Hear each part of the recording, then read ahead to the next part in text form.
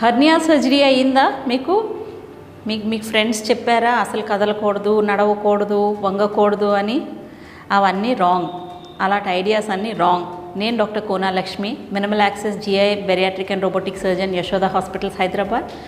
Hernia operation అయిన తర్వాత moment restriction కానీ, పని చేయకుండా ఉండడం కానీ, వంగొద్దని కానీ, మెట్లు ఎక్కొద్దని కానీ, చిన్న మాట బరువులు ఎత్తొద్దు కానీ అని మేము ఏమి రెస్ట్రిక్షన్ చెయ్యం.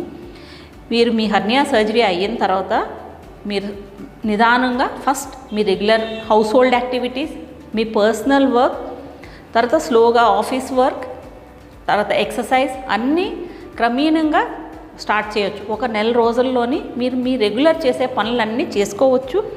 ఆపరేషన్ అయిన తర్వాత మీకు అబ్డామినల్ బైండర్ బెల్ట్ అనేది ఇస్తారు. అది ఒక 2 నెలలు పెట్టుకుంటే అది మీ కండరాలకు సపోర్ట్ ఉంటుంది.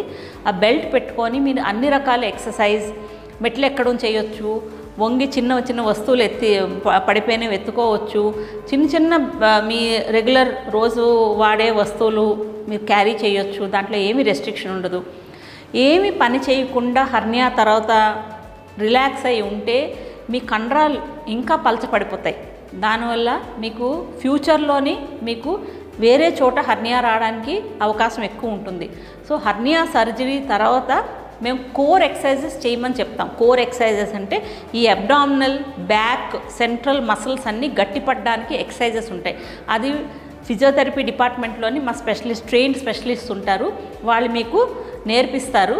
అది మీరు రెగ్యులర్గా చేస్తుండాలి. సో హర్నియా సర్జరీ తర్వాత పనులేం చేయకుండా రిలాక్స్ అయి ఉండాలనేది రాంగ్ ఐడియా.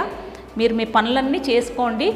హర్నియా చేసే విధానం ఇంపార్టెంట్, దానికి వాడే మెష్ ఇంపార్టెంట్, కానీ పని చేయకుండా ఉంటే హర్నియా రాకుండా ఉంటుందని ఇది రాంగ్.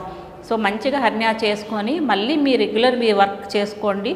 దానికి సరిపోయిన ఎక్సర్సైజెస్ మట్టుకు రెగ్యులర్గా పాటించండి. Thank you. Like, comment, and subscribe for more health updates.